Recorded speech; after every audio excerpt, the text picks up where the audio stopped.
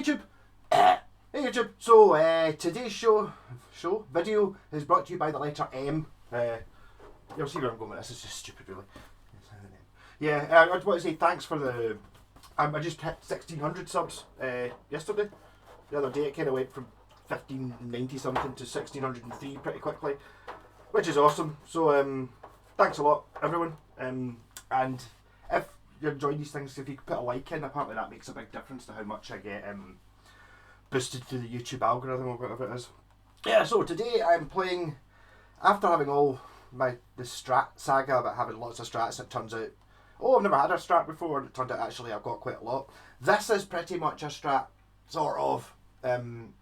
This is an Aria Pro 2 Mega Metal Series Stage 3. So the story about this guitar is it's kind of at the end of the Japanese Aria runs. So this is like 1987, I think, 86. So it's kind of by that point there was something going on with the Matsumoku. Well, stopped making guitars in 87. The last ones came out at the very start of 87, I think. Not because there was a fire, which you see on the internet all the time, because one of their they were partly owned by the Singer sewing machine company, and they made like the cases for sewing machines, and then Singer went under, and Matsumoku couldn't run with it. Their major shareholder or whatever it was, some business thing. Also there was something to do with the yen, which happened, some sort of exchange rate thing happened around about 85, 86, when the Japanese guitar sort of ended. So this is kind of bits of other guitars stuck together, I think. So this is an RS series body, which you get. They don't normally have a pointy headstock. It's an angled back headstock as well, and it's also got an Act 3 Floyd Rose on it. There was a stage 1 and a stage 2. This is a stage 3. I think the stage 3 was the sort of cheaper one, 'cause it's the only one that's got dots in the fretboard. If you look these up online, there is a one page all in Japanese from some catalogue of some description, and I think one of them has the other two, the 1 and 2, have shark fin inlays and are a bit less stratty perhaps. I think it's the same body and the same neck apart from the inlays, but I think one of them's just got one humbucker and the other one might have active pickups. Or the other one might have a caller on it actually. I think there's the one with active pickups. No, there's one with one humbucker and shark tooth inlays, which was the one of the two, and then the other one has got a caller and the shark tooth inlays, and this is the sort of the more normal one of the range. HSS, it's got the MMK45 pickup. So I think what they were doing at this point was that the RS model had been kicking about for a few years. My pal Ronnie has an amazing looking yellow one, but it's a bit more, it doesn't have this headstock, but it's this exact body shape.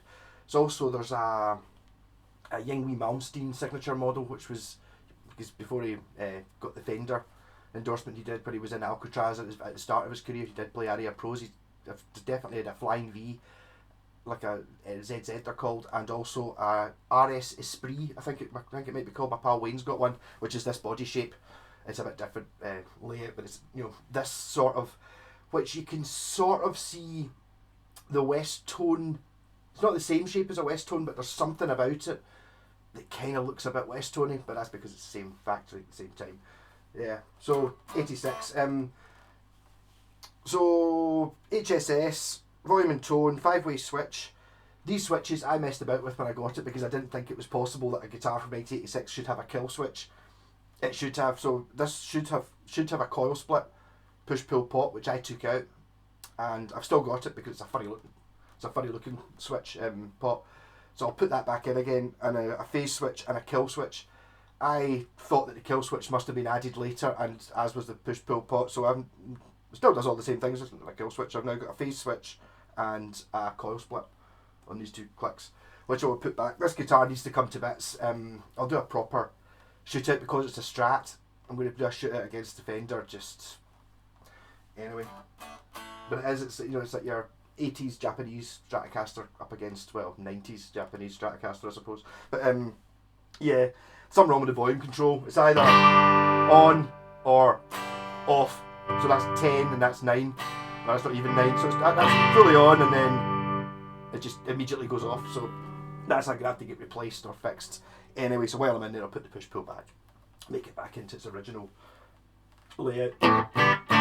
So the reason I'm doing the reason it's sponsored by M is because of Mad Malko playing a mega metal. Yeah, I'm gonna go a bit further. I've been playing a Monster Magnet song called Monolith, and I'm using the Mosky rat pedal.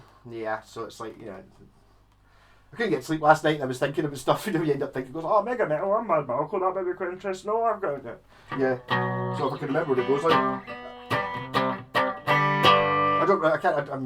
I'll do a proper demo of it once I've cleaned it up. The frets are all they're not knackered, they're just scratchy because it's been sitting unused in the attic, exposed to the elements for ages, so they've kind of gone rusty. So I'll strip it down, clean it and stuff like that, and do a proper demo. This is just a mess about. Like,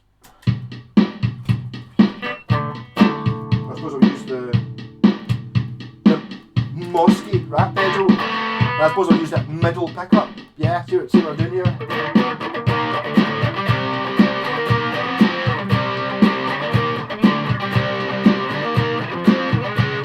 I don't really know any Monster Magnet. I always thought I would like them. I know they've got an album called Monolithic, maybe, which has got a pure cool cover. But they were never. I always thought Monster Magnet, they're going to be pure crushing riffs, and they're kind of more a sort of bluesy American Southern type thing going on a bit. I don't really know this song. It's quite a good bit to play over probably. 1, 2, 3, 4.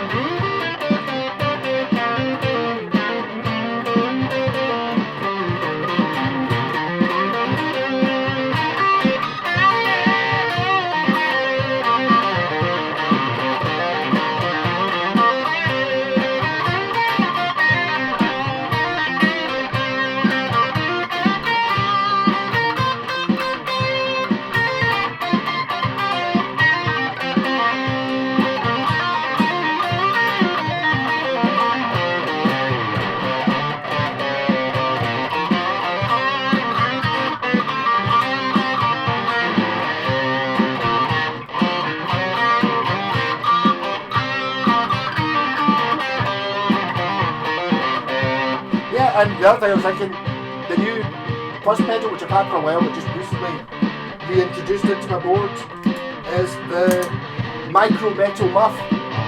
So now I'm playing Mad Malko playing Monster Magnet Monolith on a Mega Metal through a Micro Metal Muff. Yeah, it's silly, who cares?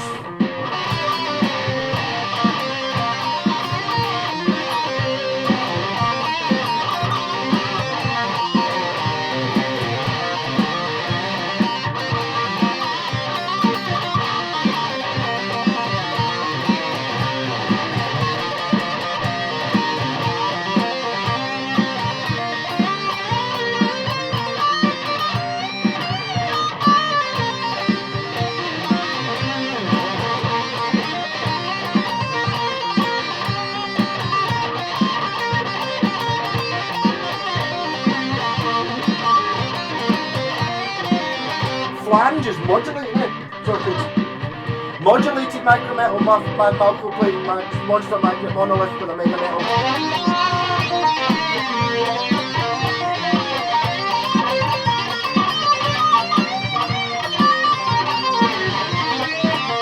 With mega old strings.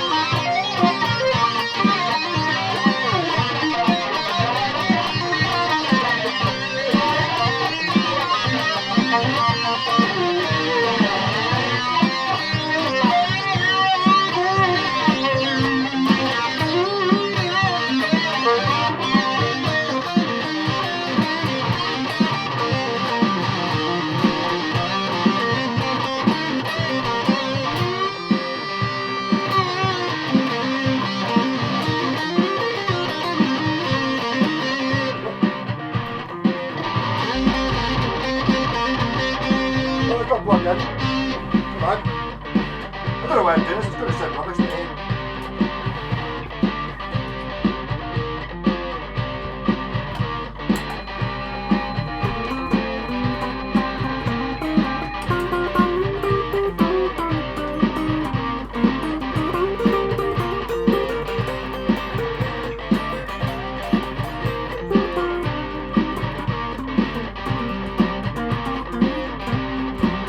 Yeah, so I played with a Marshall. It's a bass amp, eh?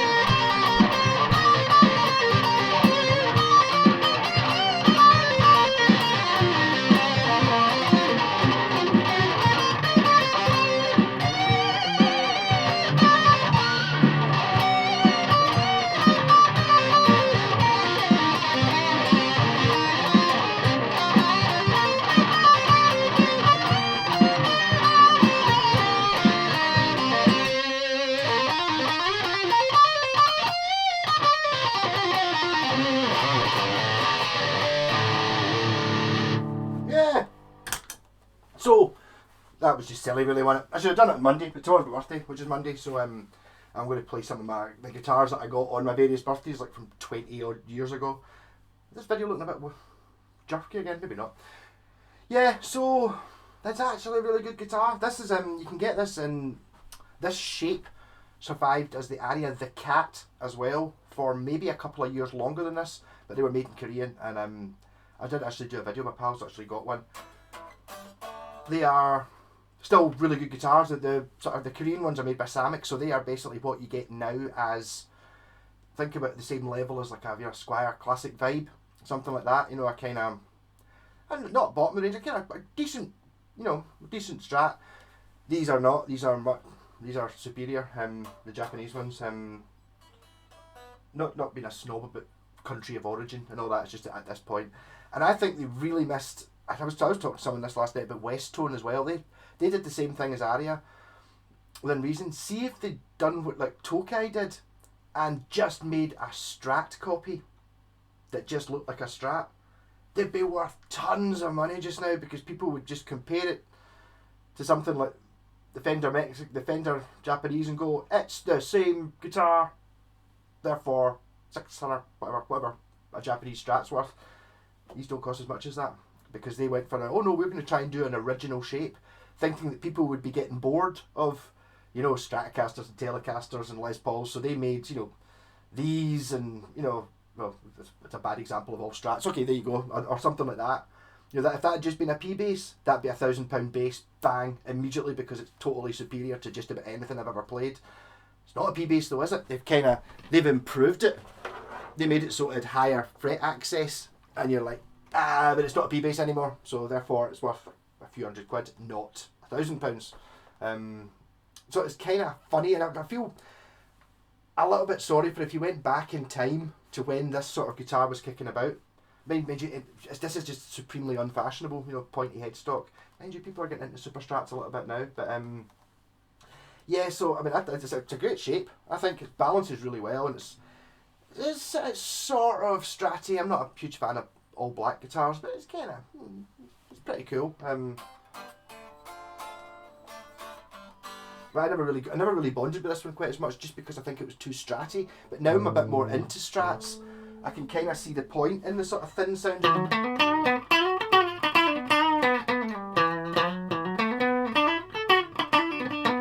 These strings need replaced, the frets need cleaned, pickups need raised up a little bit.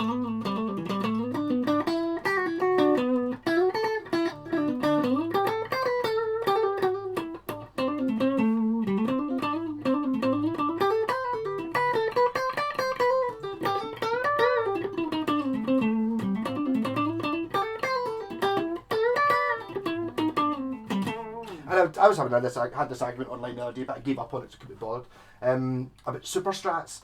And to me, a Super Strat has to be Strat. This is like I suppose technically it is a Super Strat, sort of, but it's, I don't know, to me this is not, you know, it's too old to be a Super Strat. They hadn't, okay, it does have the humbucker, it does have the Floyd Rose, it does have the pointy headstock.